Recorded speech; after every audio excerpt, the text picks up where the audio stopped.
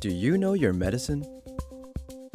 Weed Maps and SC Laboratories bring you an educational series on the science of clean and safe cannabis. Today's cannabinoid profile is on Cannabidiol. Cannabidiol, or CBD for short, is the second most prominent compound found in the cannabis plant. A lot of the medical benefits of cannabis that are attributed to THC or other cannabinoids are actually due to the CBD content of the cannabis. It has very strong anti-inflammatory properties. And not only does it help suppress inflammation, but there was a study that showed that it also helps the body to not make the chemical that causes inflammation. So it actually has somewhat of a preventive role. Cannabidiol has also been found to have anticonvulsant properties in that it can reduce the seizure threshold for a number of patients. I've had my own patients who have said that once they started using CBD-rich strains, they have found that they have had less episodes of their seizures. CBD is synthesized in the plant through the same pathways as THC, CBC. It starts out as geranyl pyrophosphate and aliphtolic acid. Those two compounds join together through an enzyme-catalyzed reaction. Cannagibberellic acid, CBGA, is the starting material for CBDA, THCA, and CBCA. So CBDA synthase, if it's found in large enough amounts, will take this cannagibberellic acid and make it into cannabidiol carboxylic acid, which is CBDA. CBDA is CBD with a carboxylic acid attached to it. Now, with heat or through time, this carboxylic acid will naturally release from the compound as it is very unstable and become CBD. This process right here, where we lose this carboxylic acid, happens at about 80 degrees Celsius. A number of studies were done where they actually gave patients an overdose of THC to see what would happen when they then added CBD.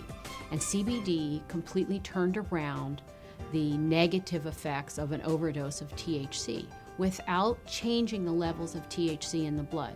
So that means that CBD exerts its own medicinal, just doesn't reverse THC, it actually has its own medicinal properties. CBD has been found to cause cancer cells to what we call commit suicide while preserving the normal cells.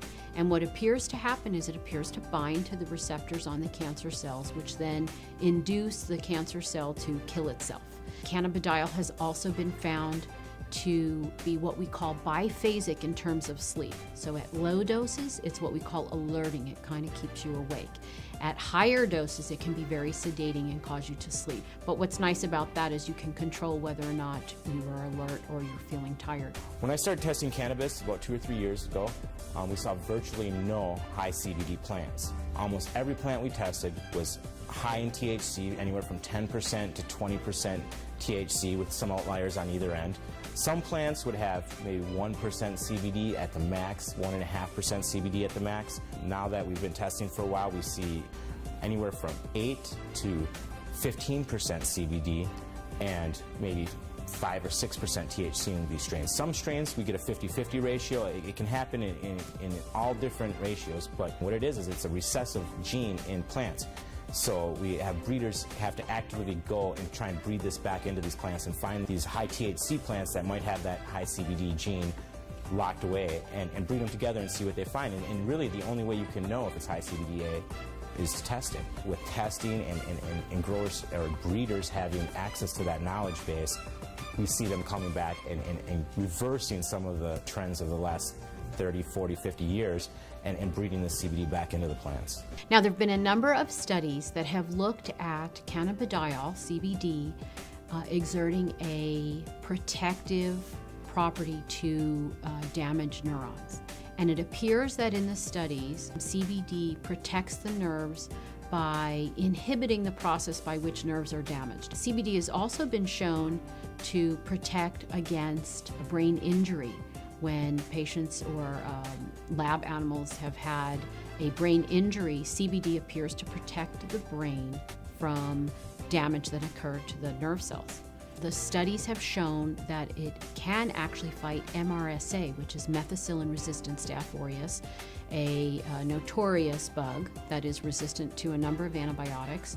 A topical application of cannabis was able to fight the infection, and the MRSA was eradicated from that infection site. SC Labs tests for CBD with a high-performance liquid chromatograph, also known as an HPLC. There's two different ways you can test for cannabinoids. It's either with an HPLC or with a GC. If you hear of someone testing with other methods, it's probably not a scientifically validated method. But the problem with the GC is that the GC uses heat to test for these cannabinoids. And as I said earlier, all the acidic cannabinoids are very sensitive to heat. So the GC can give you no information about the acidic cannabinoids. It can only tell you about the non-acidic cannabinoids. The heat is decomposing these compounds. It's definitely decarboxylating all of them. And you're trying to measure it as these compounds are in a state of flux. And that's just, it's kind of fuzzy. So we use the HPLC because it keeps the cannabinoids in their natural state. They're in their liquid state. There's no alteration. There's no heat or anything like that happening. And so we get a much more accurate and a much more realistic picture of what's actually in the sample that we're testing.